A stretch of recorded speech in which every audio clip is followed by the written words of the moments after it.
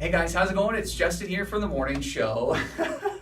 We have two guests actually today. So this is Del. He's from Little Ray's Reptile Zoo. Now they're in town this weekend at the Rotary Complex. He has a sloth, he has a bunch of stuff, and he also has a tarantula. So Del, can you tell us a little bit about the tarantula? Because I would always be scared to hold one because I know they bite, but he seems pretty calm, right?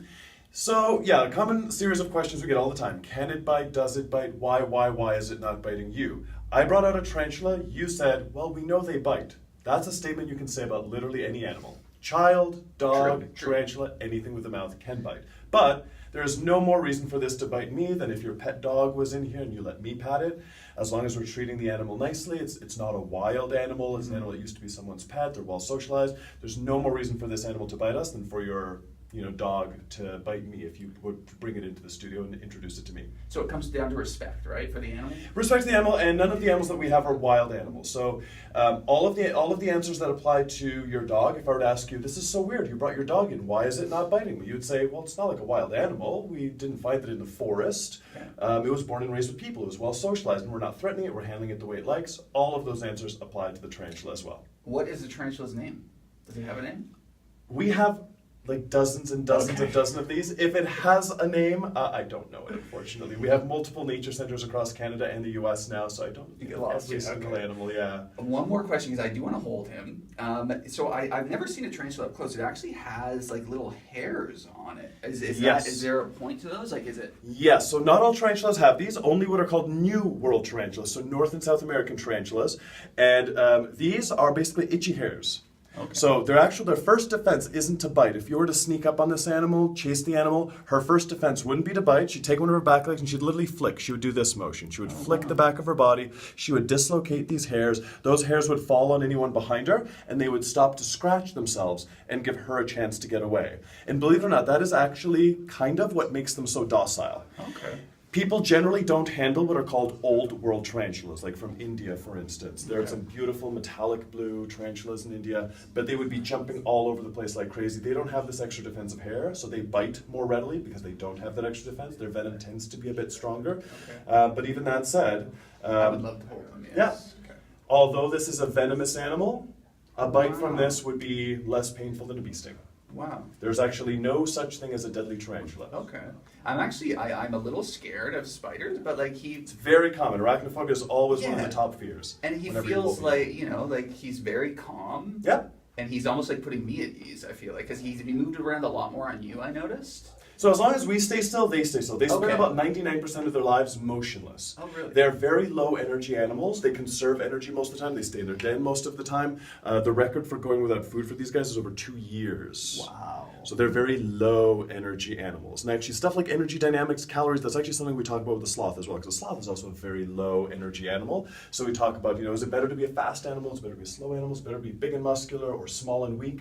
And it's actually a very complicated story in biology. Yeah. So we go over a little bit of that in our educational presentations. Del, actually, this is a species that we're really familiar with here in Stratford because, I feel like skunks are everywhere. Maybe, for the people watching, especially in Stratford, why do skunks get along and integrate so well, like where people exist? Right, so there are some animals that do very badly because of human sprawl and us building cities and building roads, like the sloth, for instance, actually can't walk. Two little mouse mans doesn't even have the ability to walk. When we put a road through a forest, they have to climb down the trees and drag themselves slowly across the road. So us building things, very bad for sloths. Not very bad for skunks. Skunks are incredibly versatile animals. They are good in the summer, good in the winter. They eat everything, absolutely anything. The one thing that is a bit of a downside is because there's such an overabundance of food. You'll notice this is a very small skunk. People think, oh, it's just a baby skunk. When I see them outside, they're so much bigger than this. That's because they're all morbidly obese and diabetic because of how much access to food they have in a city. Skunks in captivity live 4 to 6 years. In the wild, it's more like 1 to 2. So they live many, many times longer in a professional zoological facility because they actually get proper diet. This one's not morbidly obese. Like, this is a perfect body condition score for a skunk. The ones outside are way, way, way heavier than they should be. So do you have any advice maybe for people that live in Stratford if you come across a skunk? Obviously nobody wants to get sprayed by it. No one gets sprayed, but they really don't want to spray you. Okay. Spraying is the absolute last defense. They will do everything before then. They will turn and face you first. They will stomp their feet really loudly. It's only people who get too close, dogs that run at them, you have to really startle them to get them to spray. They generally want to leave you alone. Another important thing that we go over in our presentations as well is what the animal laws are in Ontario, which are insane. But there are protections for native animals at least. So native animals you're not allowed to have as a pet. Okay. The only people who are allowed to have something like a skunk as a pet are like zoological facilities, research facilities, people who do educational programs with the animals. You can't just get them as a pet. Okay. But people do take them from the wild, and that's generally a big no-no. Yeah, for sure. The reason for that is we just don't want to start a trade in definitely. wild animals. So anything like as cute as a fox might be or a baby skunk might be, one of the biggest messages is to leave wild animals in the wild. Would I be able to hold? Yes, you can, just like a little baby. Okay, there we go. Oh, there you go. And now, is this a male or a female? This one's a male. Okay. And its name? Smelvin. Smelvin. There we go. I didn't name him. Gosh, look at him. They are surprisingly cuddly animals. Yeah, and you can even see, I don't know if it means anything, but like the slow close of the eyes. Like, is that like a cat where it kind of shows comfort? Very similar. And also like a cat, sometimes they will need you. Like they'll actually put their claw and they'll need, kind of like a cat, which is also a sign of affection. Oh my gosh. But he's incredibly comfortable with people. Obviously none of these animals are wild animals. This one was born and raised with people its whole life, so that's why it's way nicer than your local house cat is. And he's good like around, because I know when you guys are at the Rotary Complex, you'll have more people than this. He's good around Absolutely. crowds, eh? Okay. There we go, Mr. Smelvin. And we'll be back with Del from Little Ray's Reptile Zoo in a little bit, because we have something a little bit bigger. That's probably why I'm messing up my words, because he's terrifying but very cool. So we'll see. And obviously have an owl on your hand right now. This is a great horned owl. It's one of the largest owls in Canada. And one of the messages, so there are two main educational messages in our presentation. One is responsible pet ownership, and the other is backyard conservation. So if you ask people to name 10 endangered species around the world, no one has any problem doing that. But name 10 endangered species that live in Canada in their own backyard, people struggle with even naming one or two, even though there are hundreds of endangered plants and animals right here in Ontario. Okay. So we do like to go a little bit over what animals we have living in our own backyard, how each of them are doing, what we can do to help them, and so on. So we would actually see, what's the breed again? Is it breed or Great horned owl. There's also a European and Asian version called the Eurasian eagle owl, which is very, very similar. But you'll find these coast to coast. So every single province of Ontario, you can find great horned owls. So I know the big thing with owls is they can rotate their head a lot. So how can he see behind him, basically?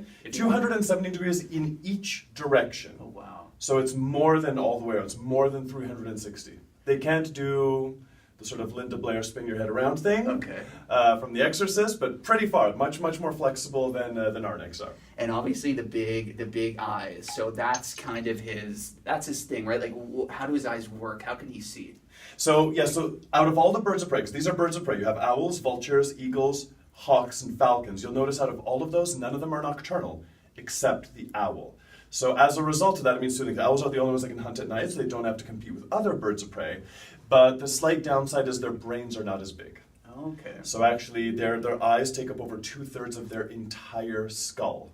So their brains are actually very small. So it's a lot easier to do things like falconry, fly birds of prey around airports when it comes to things like eagles, hawks, and falcons than it is with owls. Owls are actually a little bit harder to train because their brains are slightly smaller because of the size of those eyes. Okay, what's that he's doing right now with it looks like his throat? Just like a dog does panting, okay, these guys do panting. It's exactly the same. So she's used to living outside. So it's a little bit warm in the studio. The first thing they'll do to help cool themselves off is they will pant. Oh, wow. Just like a dog will. Just like a dog will stick its tongue out to get more cool air on his tongue. She's doing the exact, or he, I should say, is doing the exact same thing. And I was just going to ask you, so it's a male. Does he have a name? Or his name is Max. Max. Okay. So this one absolutely does have a name. He's been with us for a long time. And this is something that we, people watching could maybe see, and they're, oh, look at that. This is one of his favorite spots. He loves that. This is a hard spot for him to scratch, so every time I scratch him there is one of his favorites. Oh my god, that's like my cat. That's so great. And so you only brought in like a few really animals that you're going to bring. So Only what a else few. do you have? We have over 50 different animals for people to meet. There'll be even like a vulture, which is even bigger than her. Wow. There'll be a 16-foot-long reticulated python. You'll have a juvenile American alligator. There'll be like small things for the kids too, like bunnies and guinea pigs, every variety of lizard, snake, spider, scorpion. There's an armadillo. As well. There's obviously the sloth. So there'll be a little bit of everything. And over 80% of the animals used to be people's pets because we are Canada's largest exotic animal rescue. So even the giant 16-foot reticulated python has a great rescue story behind it. The alligator we have has a great rescue story behind it. So it's not only good and educational, but it supports Canada's largest exotic animal rescue as well as several other charities that are doing conservation efforts around the world. So anybody watching that wants to come see you guys this weekend, give us the basic details, where they should be, what time. So we're at the Rotary Complex, 10 to 5, Saturday and Sunday. However, two things.